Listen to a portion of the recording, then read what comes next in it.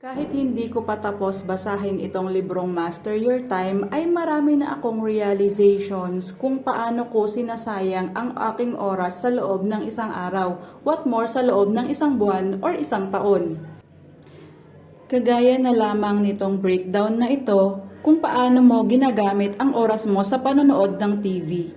Tingnan mo, may nakalagay dito kung per week, per month, per year, or decade na nasayang mo sa panonood lang ng TV. So what if ginamit mo yung time mo kahit isang oras or 2 oras sa pag-build ng income streams or kaya naman passive income? Tingin mo, ano na kaya ang magiging result matapos ang 2 or 3 taon?